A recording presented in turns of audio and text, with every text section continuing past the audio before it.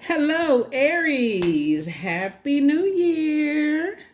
It may be the 30th of December when you watch this video, but again, Happy New Year in advance. Let's get into your reading. Let's see what your cards have to say. Your 6-month prediction video is up on Patreon for those of you all who want to go watch the in-depth. All of the videos are up for every zodiac sign is in-depth on Patreon. So let's get into it. Let's see what your cards have to say. All right. Okay, Aries. Let's see what kicks off the reading. Here we have 7 of Cups. All righty. Come on, Aries. Source is exposed to you. That number 7 is lightning insights. As how people view themselves. If they're comparing you to somebody else, like this right here, see this card right here. If you were with somebody who was trying to compare you to their ex or whatever, that's really how they feel about themselves because somebody compared them and they're trying to project that onto you. So let's just go ahead and flush all of that out. Let's flush it out so you can get to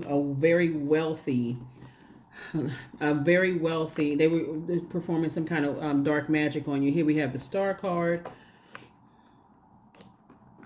Here we also have the Justice card. So it definitely is like sources saying to you, you're a star in your own right. You have your own purpose on this planet, and source is cooking up something really, really nice for you. So when you're in spaces and people are not helping you to find your light, your purpose, your star shining bright, and you've outgrown this comparison sort of types of energy because you don't have any competition. Here we have the Princess of Cups. Source is saying it's time for you to move on because some blessings in terms of money, in terms of love, is trying to come across your path. So you don't have any competition. You don't have any. Your ruling planet Mars is the planet of competition, but do you have any? No, you don't have any at all. So I definitely see somebody definitely moving on from some things.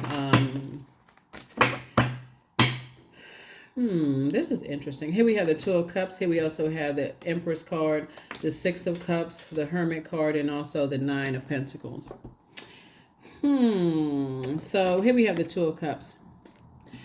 I see somebody finally moving on. Like I see a soulmate coming into your life, right?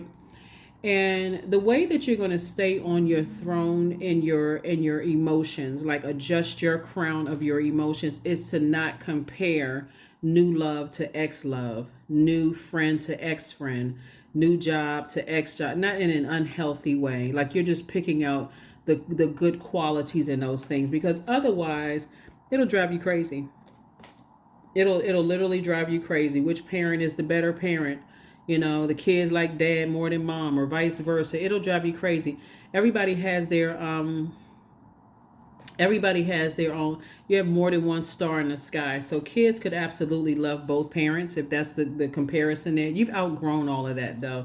This is very low vibrational energy. Here we have the Hermit card. This lets me know that you definitely feel that you are worthy and that you're good enough, right? When the dust settles, because the moon is in Virgo, is moving into Virgo, and I'll give you the questions for the moon in Virgo. That's when the dust settles and you say, well, why was I about to vibrate on a lower frequency emotionally about something when I'm my own star in the sky? Like I don't need to compare myself to any other human being in a negative way. Unless I'm helping them to adjust their crown. Here we have the 6 of Cups, the Empress card, and also the 9 of Pentacles. So I see you moving towards financial independence. Remember, time is money. And if you're spending a lot of time buying into that who's better than this person or whatever in a negative sense, you could be putting your energy, this is your ruling planet Mars, that's your Tower card, putting your energy towards looking in that mirror, doing the mirror. This is the person doing the mirror work. I got to look at me. I'm not sabotaging myself anymore by comparing myself to somebody else. And if somebody has to make a decision between me and somebody else, guess what? Let me do y'all a favor. Let me remove myself from the equation, and y'all have at it. So I do see you cutting some cords. I do see you doing some cord cutting ceremony and moving on in childlike faith. No longer allowing yourselves to be manipulated by the comparison game. Anybody that's on their crown or that's already a star in their own right, they're not looking to the other stars to see which star is shining bright. That moon is going to expose everybody's emotions. It's only people who don't know what their purpose is too busy comparing. I like this one more than this one. Like when you go to a concert, it is absolutely, okay to like two artists just as much, just for two different things. This one sings jazz and this one sings country. I like both of them equally. That could be you. You like both of them equally. You don't have to say, oh, but I don't like this. Anyway, so source is saying manipulate your own emotions instead of allowing other people to manipulate your emotions and manipulate your joy, your creativity, all those things. So yeah, definitely see you cutting ties, cutting cords because you're carrying other people's insecurities. You've been carrying other people's insecurities. Hermit card came out twice. So as it relates to two situations in particular, you're just cutting ties with both situations because it's just been a nightmare. It's been a complete nightmare. Nine of Swords. Four of Wands, you're going to feel like a huge weight has been lifted off of your shoulders. That's why I said somebody has new and exuberant love coming across their path, and possibly new platonic friendships coming across your path, and just new fresh water, new reasons to be happy, coming across your path. And things are going to heat up fast for you. Why? Because again, once I came to myself, that's you, Aries. Once I came to myself and stopped allowing other people to compare me to whoever, on the throne, you crown chakra. Crown chakra, crown chakra, crown chakra.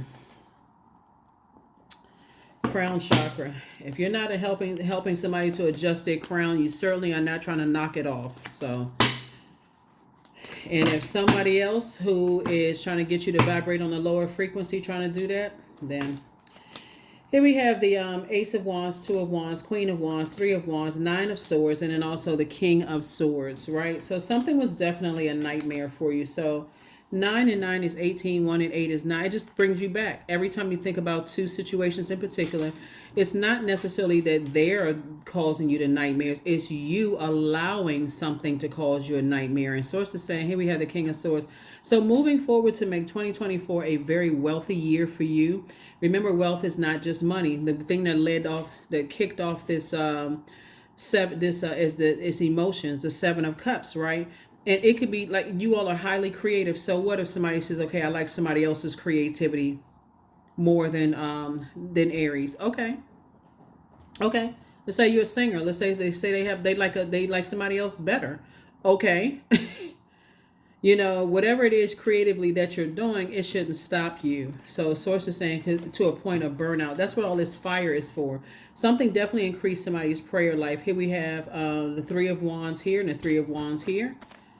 And so somebody should continue to feel happy, charismatic, and free, but not at a point of burnout. That's what Source is trying to tell you. Is like whatever the two types of energies that you moved on from, if you're not helping to adjust in people's crown, that's what's going to make a lot of people very wealthy in 2024 is moving from that crown chakra, getting everything aligned.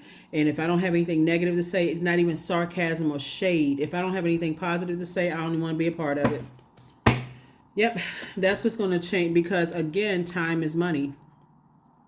And the year of wealth is not just about career success and prosperity. It's also about tenacity, loyalty, patience, security, and stability.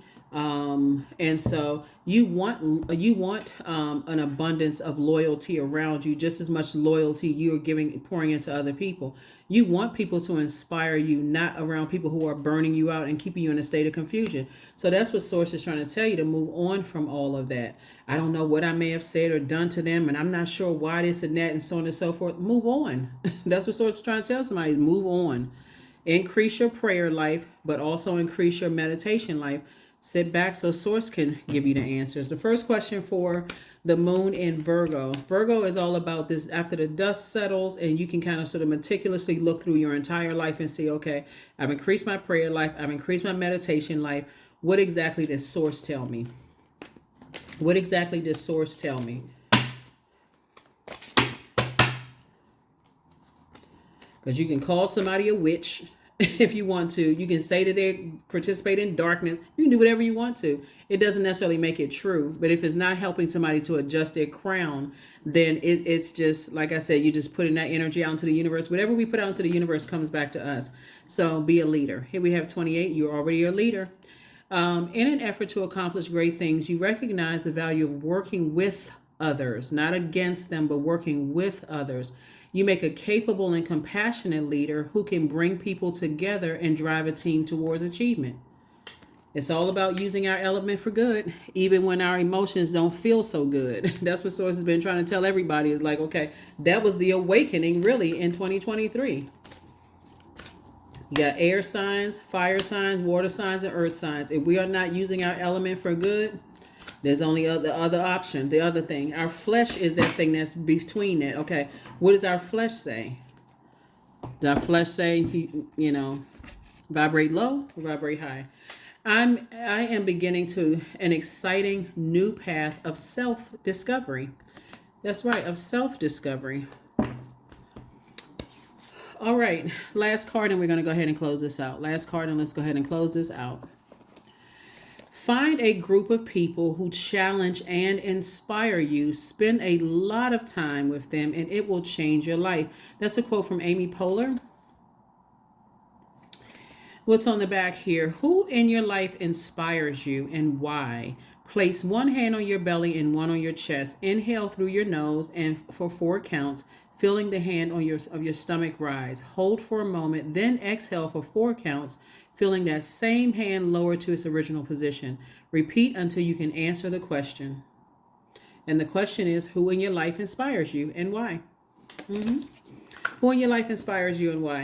That is what I have for you all. Hopefully those questions have helped you.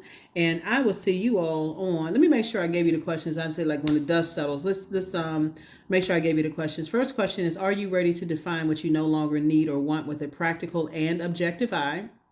That's for the moon in Virgo. When the dust settles, let me step outside of the situation and look at what led this spread of cards is comparison. Competitiveness. This is not a beauty pageant or a whatever, for men or women. This is not a beauty pageant. This is who looks better, who produced the best, whatever. I mean, if it's going to involve tearing someone else down, right? Instead of building something up. I think I mentioned in a previous reading that, that's part of someone's purpose is building, like helping people build things, like not just physical structures, which is going to make you rich, but also like helping them to build themselves up. So if you're in a position where you feel like you have your stuff together and you're constantly around energies that inspire and motivate you, why not bring somebody else up, right? So anyway, here we have the second question is, can you define what's yours to fix and what's not in your life? Third question is, do you feel any fear around being fully self-sufficient and independent? Fourth question is, how could you learn more from nature? And then last but not least is, could you share your free time and your energy in a valuable and charitable way? That is what I have for you, Aries, and I will see you all on Motivational Monday. Bye.